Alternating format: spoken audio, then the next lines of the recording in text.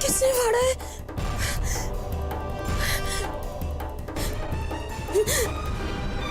किसने फाड़ा है ये? हम क्या करें?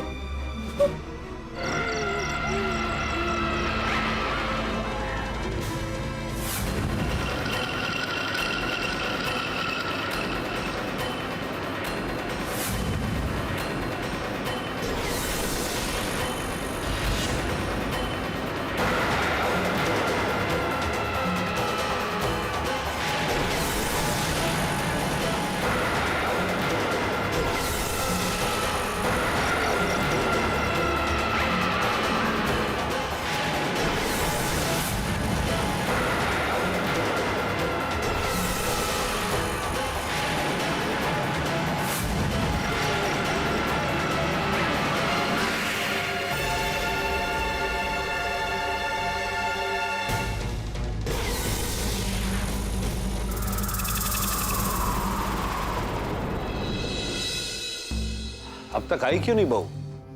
भाई साहब अभी आते ही होगी बहू। जाओ जाकर देखो कहीं महारानी सो न गई हो फिर से। पापा जी, चाची जी, वो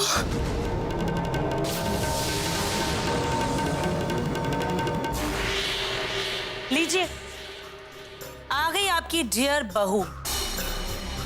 वैसे इसे देखकर तो लगता है कि इसे शादी का प्रोग्राम ही कैंसिल कर दिया।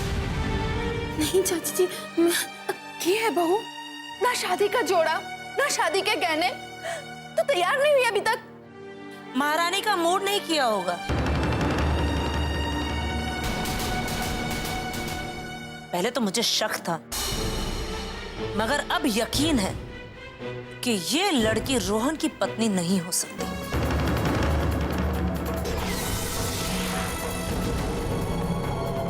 तमाशा करने का अगर कोई शौक है ना इस घर के अंदर तो तुम दोनों को है। बहू तुम बताओ क्या बात है, तुम तैयार क्यों नहीं हुई अभी तक?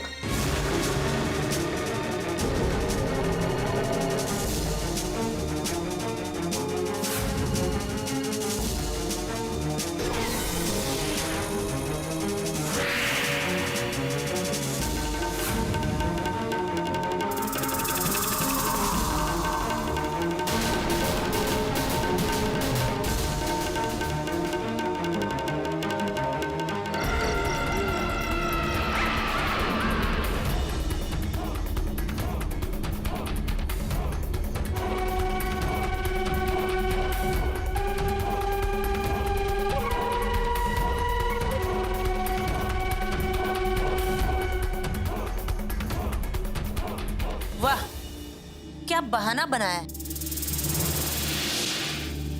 इसी ने खुद शादी का जोड़ा फाड़ दिया होगा। मॉम, पर भला भाभी ऐसा क्यों करेंगी? चलो ठीक है मान लिया, इसने वो शादी का जोड़ा नहीं फाड़ा, तो फिर क्या हम जाकर फाड़ के आए? या फिर इस कल के लड़के अजय ने, इसने फाड़ी है? या वो नर्स, तुमने फाड़ी है वो साड़ी? नहीं ना? हमारा यकीन कीजिए, हमें नहीं पता कि ये सब कैसे और कब हुआ, लेकिन अब तो यकीन हो गया है कि कोई है इस घर में जो नहीं चाहता कि ये महापूजा हो। कोई है से क्या मतलब है तुम्हारा? तुम हम पर इल्जाम लगा रही हो कि इस घर में कोई है जो तुम्हें ये पूजा करने से रोक रहा है? 2 टके की औकात नहीं है इसकी।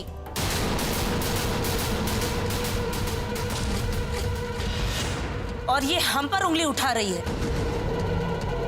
बंद करो अपने ये रोज रोज का नाटक, वरना इस घर के सब लोगों के सामने तुम्हें धक्के मारकर इस घर से तुम्हें बाहर निकाल दूंगी।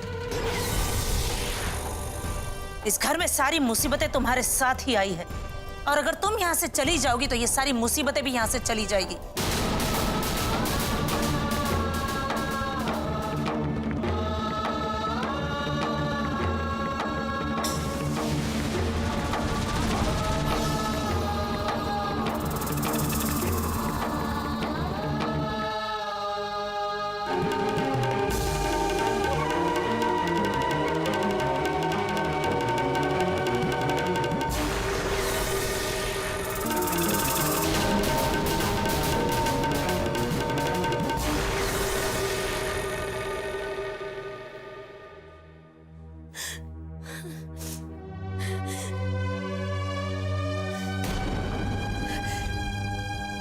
सच ही तो कह रही है माँ जी।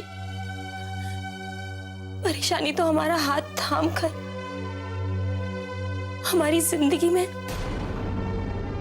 और इस घर में आई है। शायद हमारे चले जाने से ही इस घर में खुशियां वापस लौटेंगी। यही ठीक होगा। तुम बिल्कुल ठीक कह रही हो बेटा।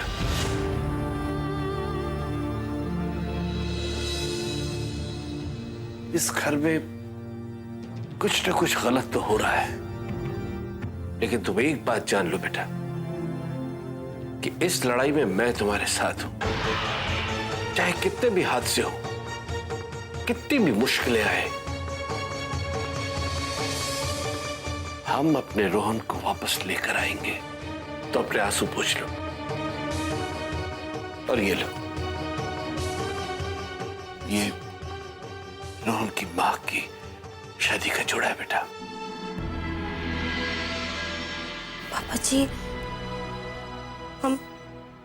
हम ये नहीं पहन सकते। मैं तुम्हें इसलिए दे रहा हूं क्योंकि रोहन की मां वो ये चाहती थी कि इस घर में हमेशा खुशहाली रहे, ये घर खुश रहे, और तुम भी यही चाहती हो, है ना? तो इस पे तुम्हारा हक है। तो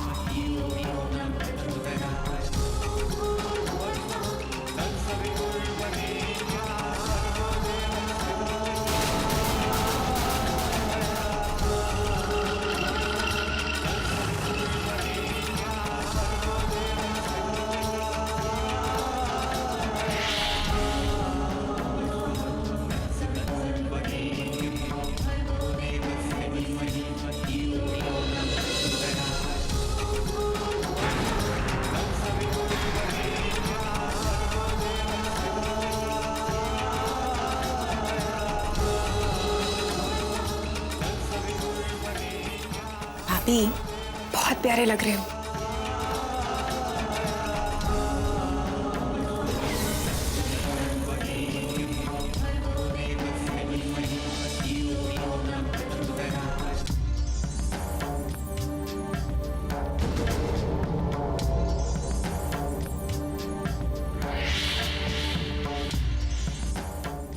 भाभी, सब ठीक है ना? आर्या,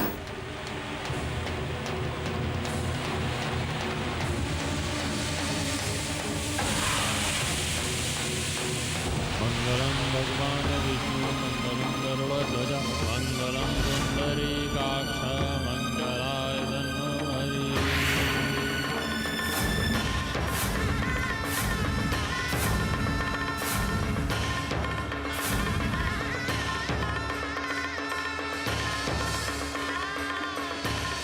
कायेन वाचा मनसेन्द्रियर्वा बुद्ध्यात्मना वा प्रकृतिस्वभावा करोमि यत्नं सकलं परस्मै नारायणाय ते समर्पयामि।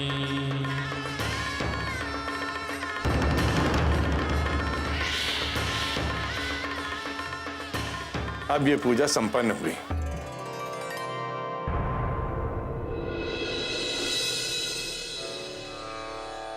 अब हमें रोहन के पास चलना होगा सिंदूर दान की रस्म के लिए।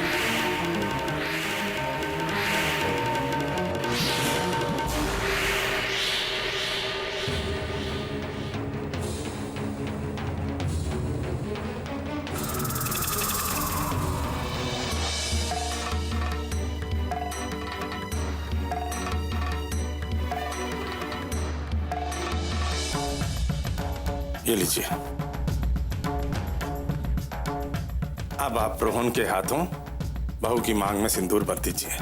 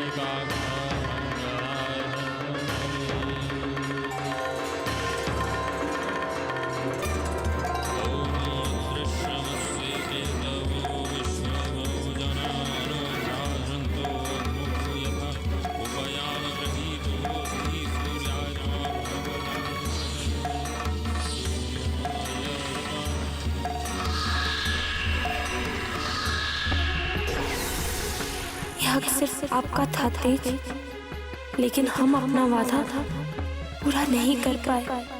हार गए हम किस्मत के आगे। हो सके तो हमें माफ कर दीजिएगा। तुम्हें ये सब एक मजाक की तरह लग रहा होगा, है ना अजय? जी मैं कुछ समझा नहीं। I mean, ये तस्वीर के साथ शादी, कोमा में पड़े हुए इंसान के हाथों सिंदूर दान, तुम्हें इस घर के लोग कुछ अजीब लग रहे होंगे, राइट? अजीब तो है मैम, लेकिन देखा और अगर आप सभी को ये सही लगता है तो यही ठीक है। वो तो है, उस देहाती गवार की वजह से आजकल इस घर के लोग भी अपनी मर्जी के मालिक बने हुए हैं।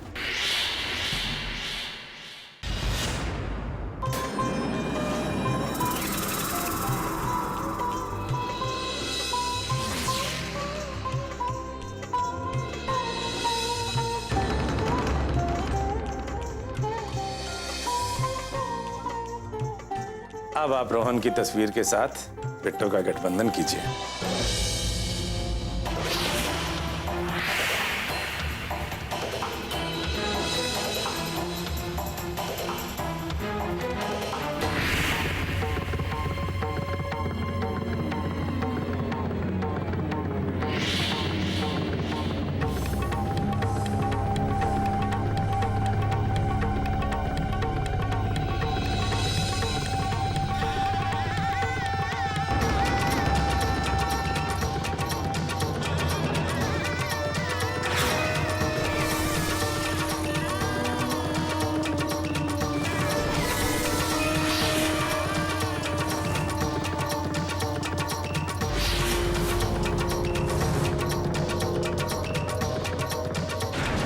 अब 7 फेरों का समय हो गया है।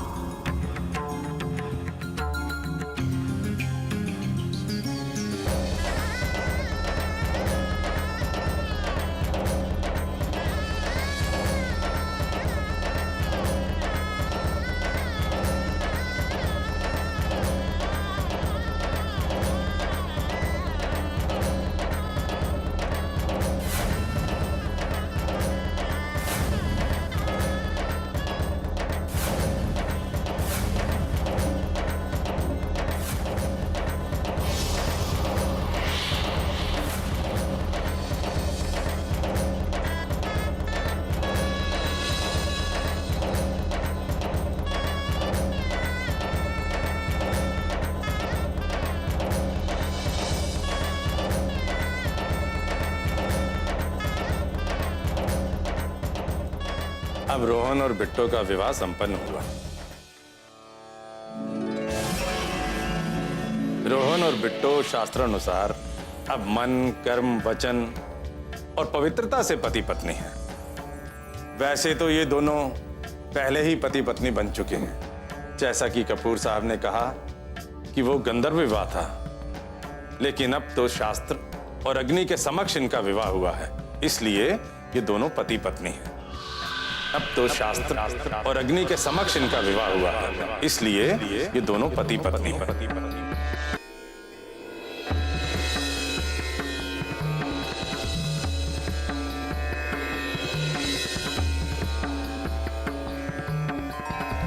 सदा सुहागन रहो।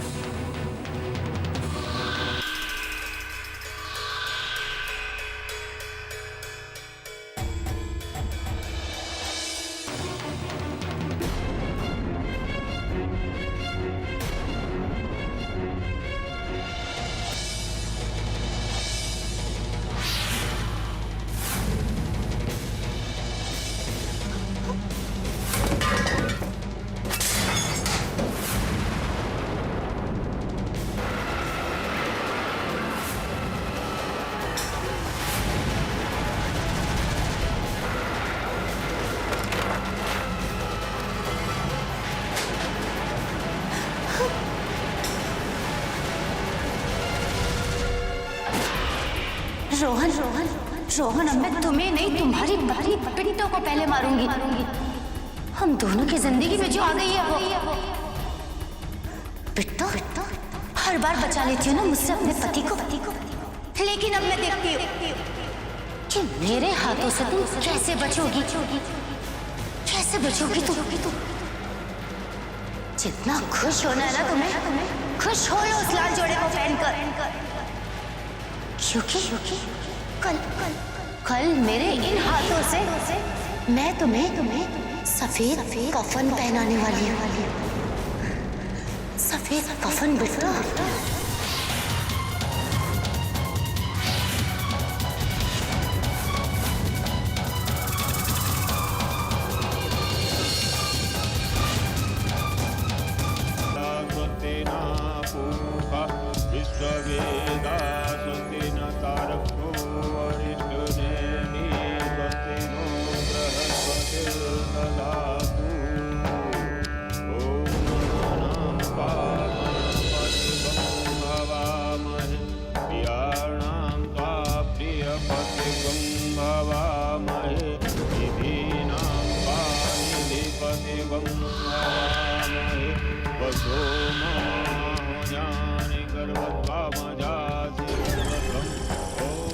सुनिए जी, ये पूजा भले ही बिट्टो पुत्र कर रही है, लेकिन इसमें जब तक हम बड़ों का आशीर्वाद शामिल नहीं हो पाएगा तब तक ये पूजा भी कामयाब नहीं हो पाएगी। इसलिए हम आपके आगे हाथ जोड़ते हैं, इस पूजा को आप सच्चे मन से कीजिए और बिट्टो पुत्र और रोहन पुत्र को आशीर्वाद दीजिए।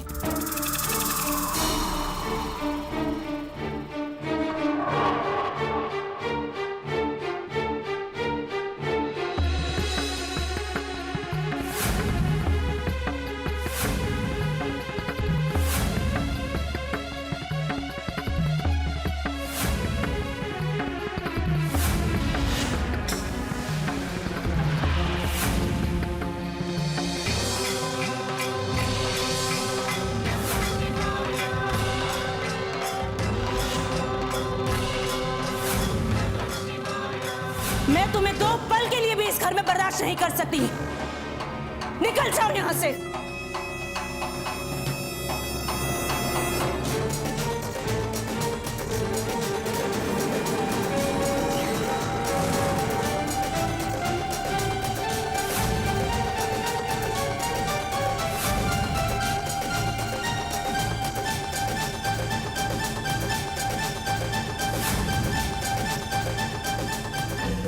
कामनी की बातों से डर के तुम घबरा मत जाना बेटा।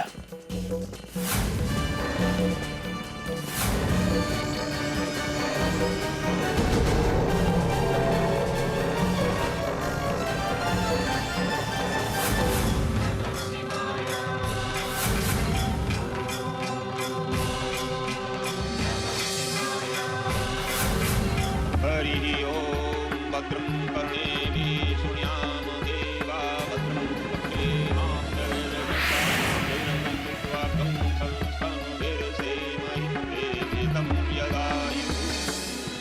इस आहुति के साथ ये हवन संपन्न हुआ।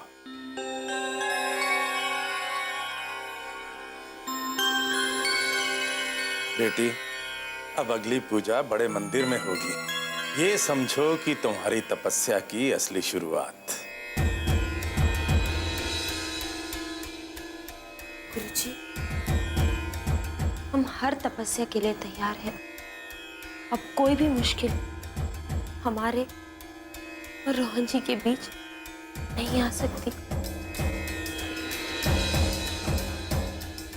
बेटी, अब तुम्हें पूजा का ये कलश अपने हाथों में लेकर घुटनों के बल चलकर मंदिर तक जाना होगा।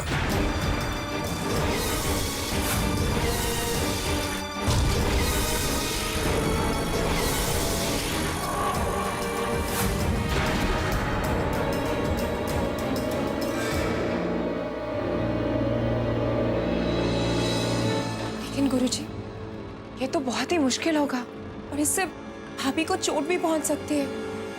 नहीं रिया, अगर हमारी तपस्या और कोशिश से रोहन जी को नई जिंदगी मिल सकती है तो हम इसके लिए भी तैयार हैं।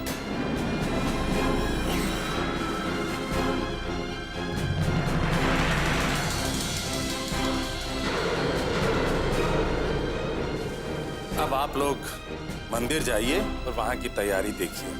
हम भी वहीं आ रहे हैं। जी गुरुजी।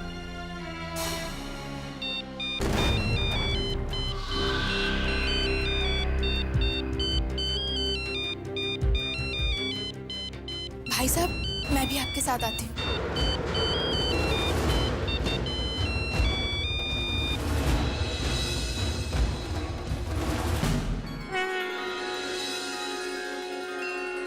ये लो बेटी। ओम गणानान्त्वा गणपतिगं हवामहे प्रियाणान्त्वा प्रियपतिगं हवामहे निधीनान्त्वा निधिपतिगं हवामहे वसो मम आहजानि गर्वतामजासि गर्वत्वम्। ओम अम्बे अम्बिके ओम अम्बे अम्बिके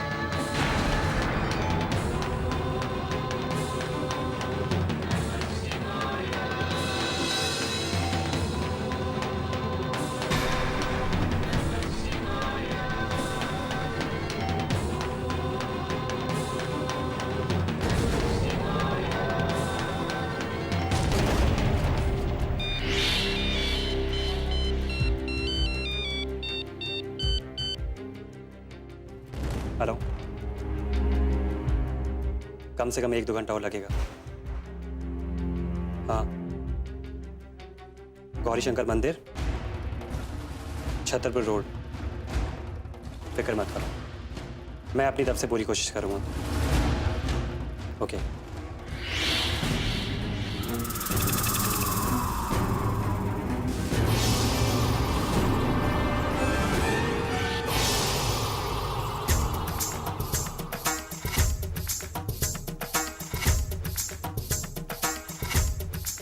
क्या हो रहा है भाई?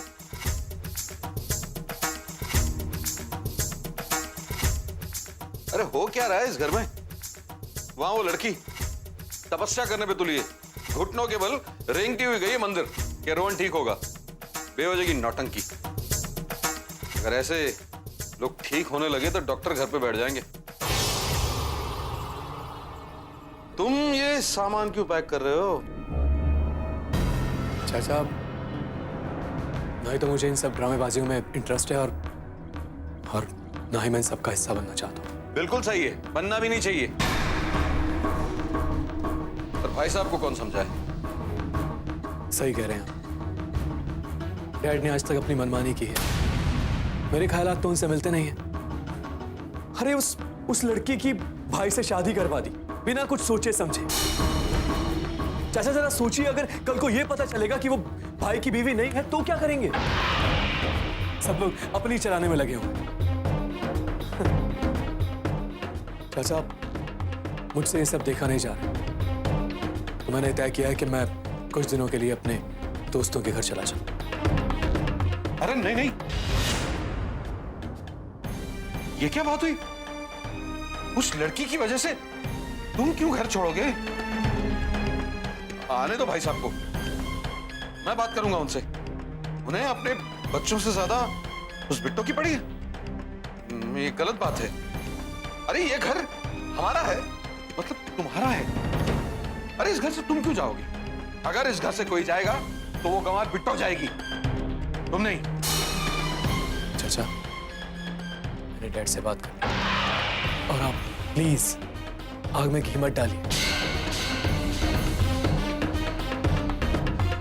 और मैं कुछ दिनों के लिए जा रहा हूं इस घर से, हमेशा के लिए नहीं। चलता हूं। जाओ बेटा जाओ, खुश रहो घर के बाहर। इस घर के अंदर तो खुशियां मैं ढूंढूंगा।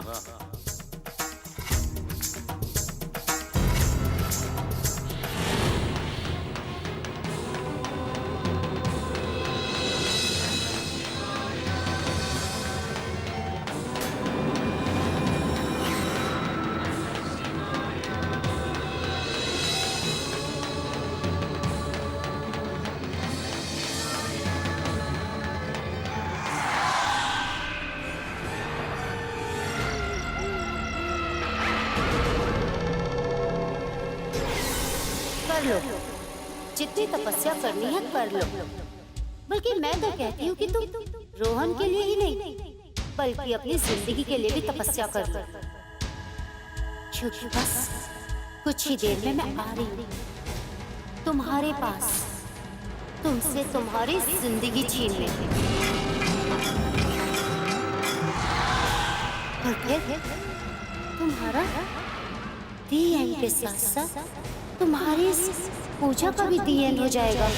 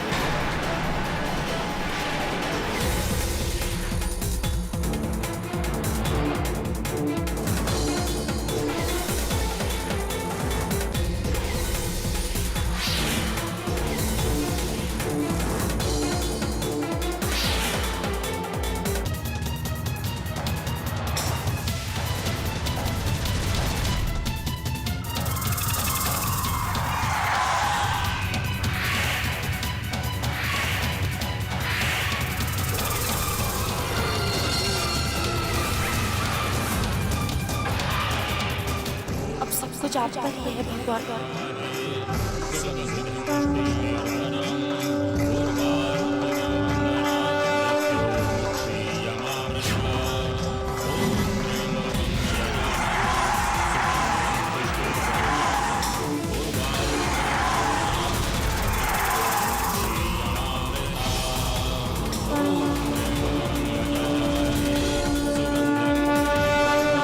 भाई साहब, भगवान जी आखिर ऐसा क्यों चाहते हैं कि कोई इतनी कठिन परीक्षा दे? बिट्टो पुत्र के पहले ही कम सहरे थी, जो उसे अब ये सब भी करना पड़ रहा है। बेबी, भगवान उन्हीं लोगों की परीक्षा लेते हैं जिनके लिए वो समझते हैं कि वो परीक्षा के काबिल है। हम तो भगवान जी से हाथ जोड़ के यही प्रार्थना कर सकते हैं कि वो हमारी बहू पे अपनी कृपा दृष्टि बनाए रखे, तो आशीर्वाद रखे, ताकि वो अपनी तपस्या में सफल हो।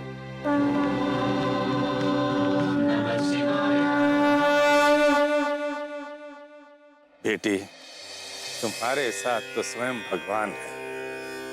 अब मुझे पूर्ण विश्वास हो गया है कि तुम्हें इस महापूजा करने से कोई नहीं रोक सकता।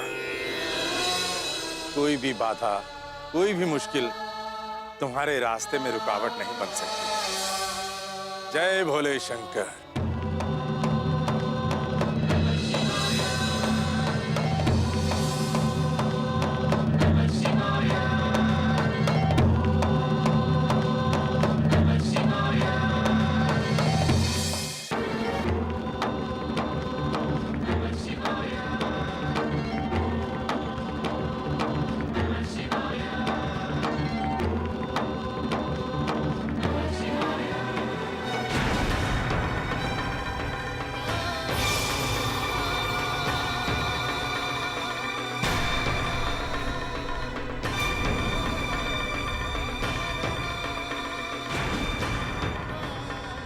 साहस रखो बेटी, तुम मंदिर तक तो पहुंच गई हो। बस अब कुछ ही कदम बाकी हैं। उठो, उठो बेटी। शक्ति दीजिए भगवान, ताकि हम अपना वचन निभा पाए, ताकि हम अपने शरण में आकर उनजी के लिए प्रार्थना कर सके। शक्ति दीजिए।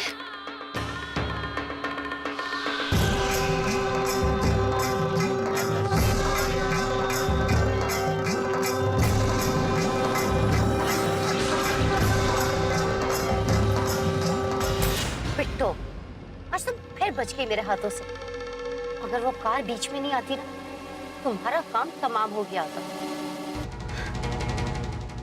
मैं भी देखती हूँ तुम मेरे हाथों से कब तक बचोगी। अगर तुम अपना वचन निभाना जानती हो ना बिट्टो, तो मल्लिका ने भी हारना नहीं सीखा है।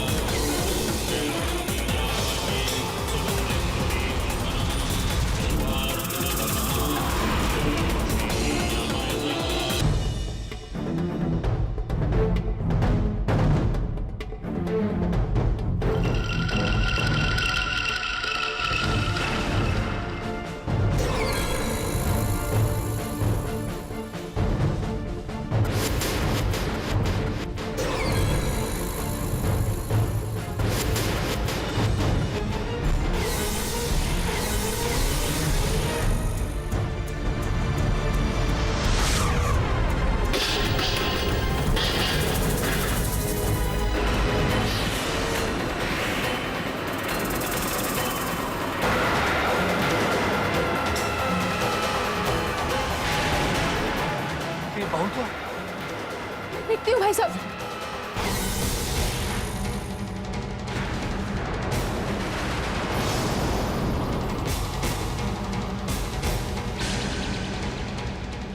पुत्र, तो ठीक है ना? हम ठीक है चाची जी, आप फिक्र मत कीजिए, हम अपनी जान दे देंगे। लेकिन रोहन जी के लिए जो महापूजा कर रही हूँ उसमें बाधा नहीं आने देंगे। चाची जी, आप उन्हें जाकर देखिए, कहीं उन्हें चोट तो नहीं लगी। मैं देखती हूँ। हाँ,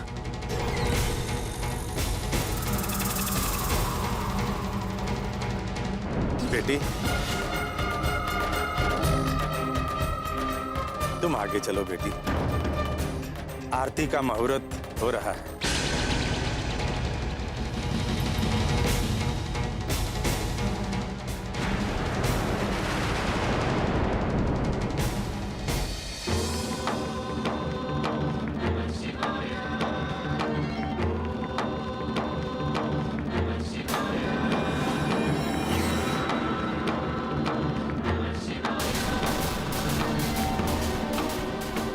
पुत्र, ये खून तो रास्ते में रुक जाती, क्या जरूरत थी? चाची जी, अगर ये पूजा हमारे लिए होती तो हम कब का रुक जाते, लेकिन हमने अपनी मांग में रोहन जी के नाम का सिंदूर भरा है। आप देख लीजिए, ये सिंदूर का रंग हमारे खून से कहीं ज्यादा गाढ़ा है। बहुत अच्छी है पुत्र, चल।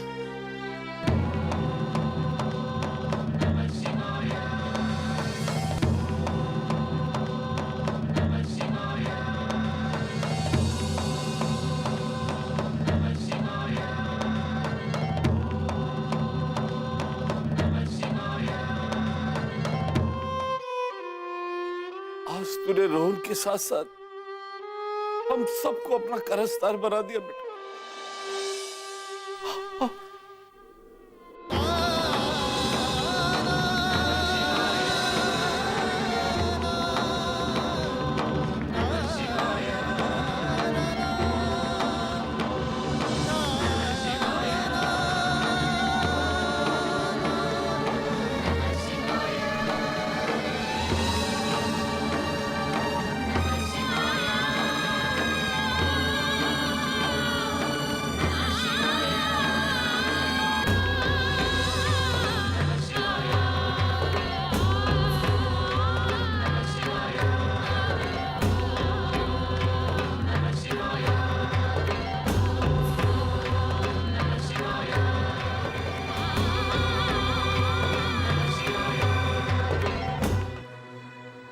तुम्हारी कठिन तपस्या पूरी हुई,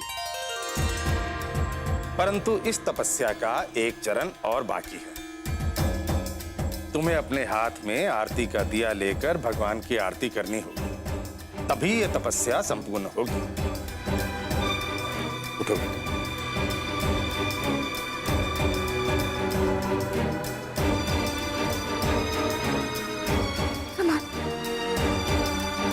अगर तू नहीं कर पाएगी तो छोड़ दे, तुझे परीक्षा देने की कोई जरूरत नहीं है। नहीं चाची जी, अगर भगवान ने हमारे लिए ये परीक्षा लिखी है तो यही सही। हम रोहन जी के लिए किसी भी इम्तिहान से गुजरने के लिए तैयार हैं।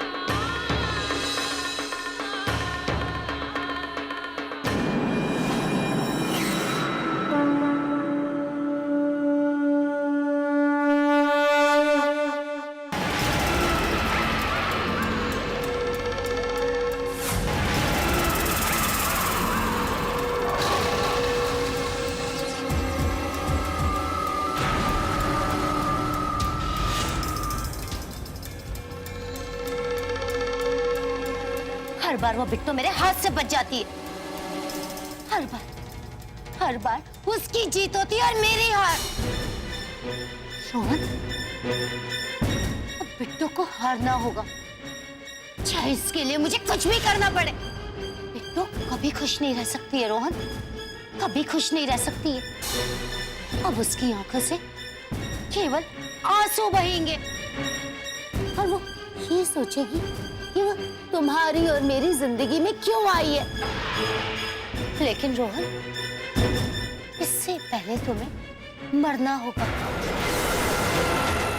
लेकिन तुम्हारे मरने से पहले ना, मैं अपने आप को एक छोटी सी खुशी देना चाहती हूँ। रोहन, भले ही मैं तुम्हारी पत्नी की तरह नहीं जी सकती, लेकिन रोहन मैं तुम्हारी विधवा की तरह तो जी सकती हूँ ना, है ना रोहन?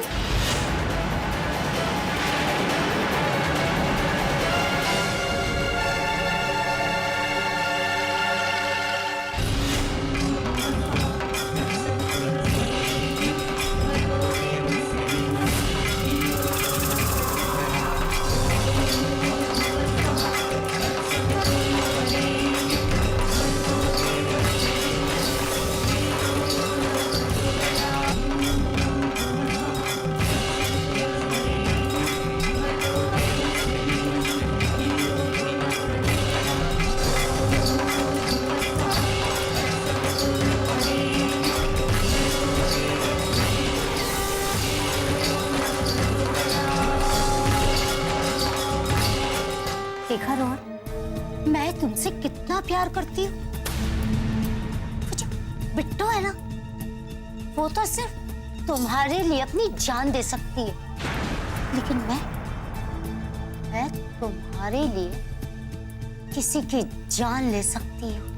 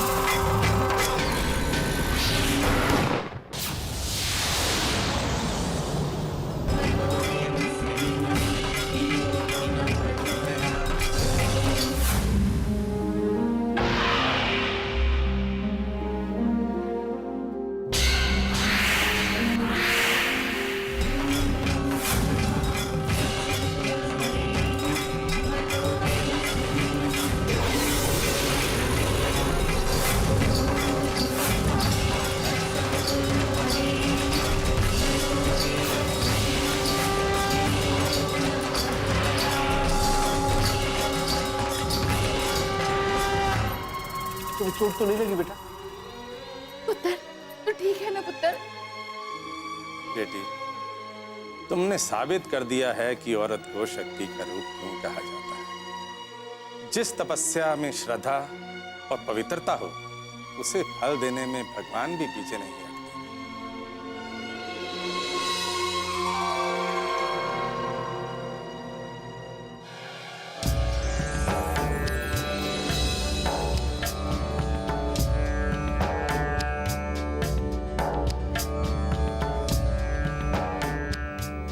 बेटी, इसे अपने घर के मंदिर में रख देना। कल सुबह के मुहूर्त में पुनः हम आखिरी पूजा संपन्न करेंगे। उसके बाद तुम्हें ये जल रोहन को पिलाना होगा। फिर देखना, भगवान की इच्छा से तुम्हें तुम्हारा पति वापस मिल जाएगा।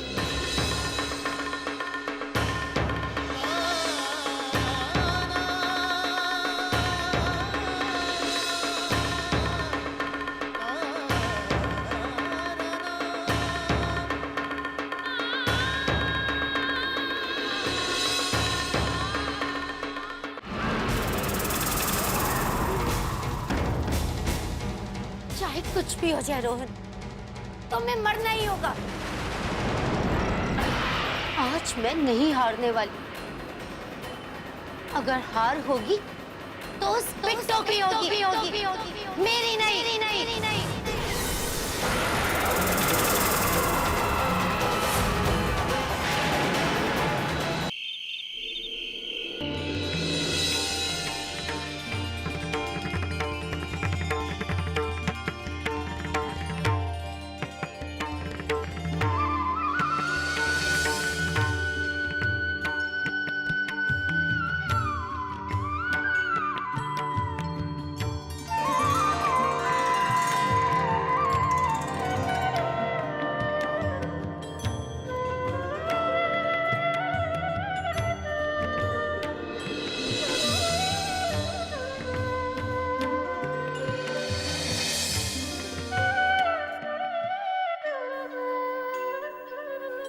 भगवान, ये अमृत जल से भरा हुआ कलश हम आपके चरणों में आज अर्पित कर रहे हैं।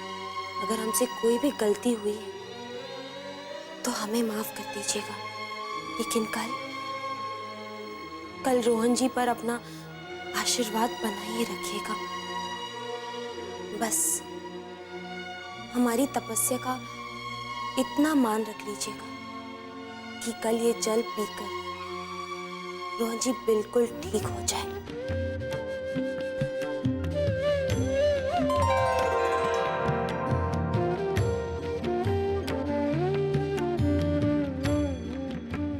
चल पुत्र, आराम से। हाँ?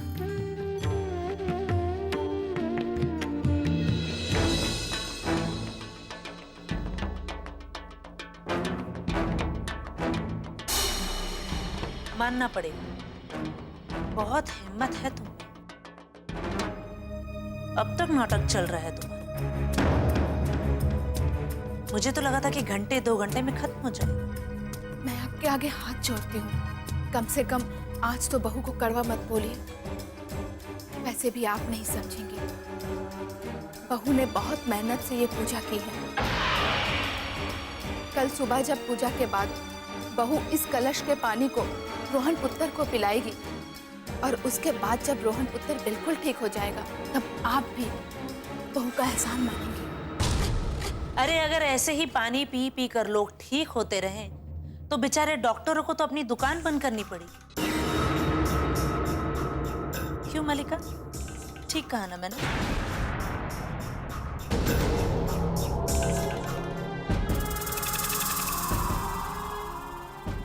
चल पुत्र।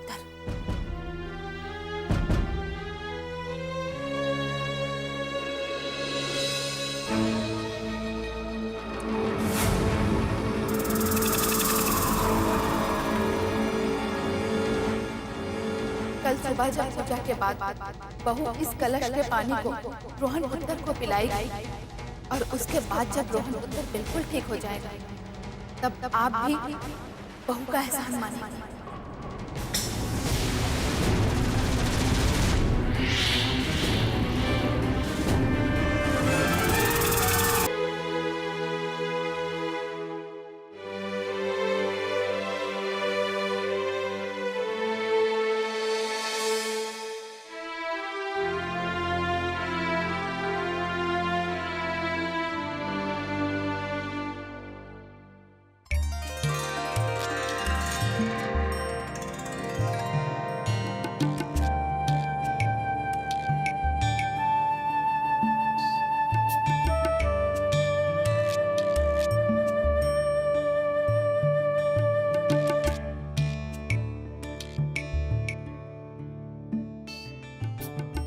कोई कहता है कि ये महापूजा संपन्न करके हम बहुत बड़ी तपस्या कर रहे हैं, लेकिन सच यही है कि हमने ये सब सिर्फ आपके लिए किया है,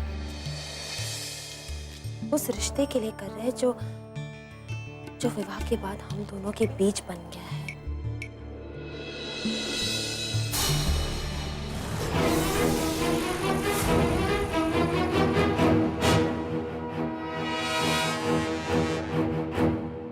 ये सिंदूर यहाँ कैसे गिरा हुआ है?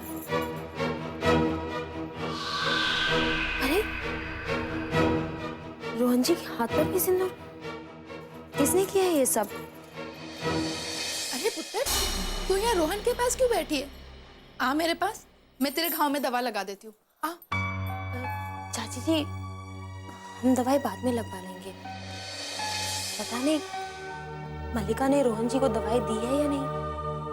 उस दिन वो शीशी टूट गई थी, वो दवाई लाई है नहीं। हम एक काम करते हैं, उसे बुला कर लाते हैं, ठीक है?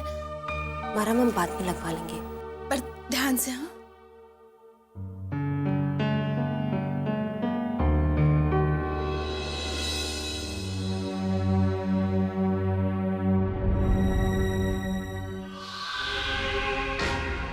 मल्लिका, मल्लिका। अजीब बात है, थोड़ी देर पहले ही बाहर थी, अब कहाँ चली गई? और रोहन जी को दवाई देने का वक्त भी हो गया है, क्या करें? हाँ, वो दवाई लाई होगी, अलमारी में रखा होगा। हम खुद अलमारी से निकालकर रोहन जी को दवाई देते हैं।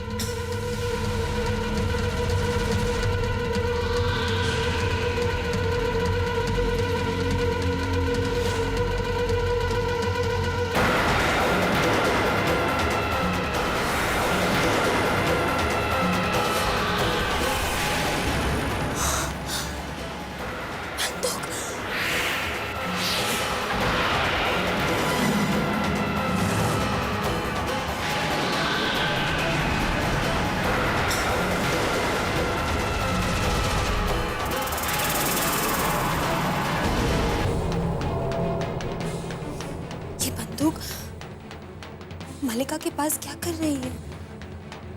एक नर्स का बंदूक के साथ क्या काम हो सकता है?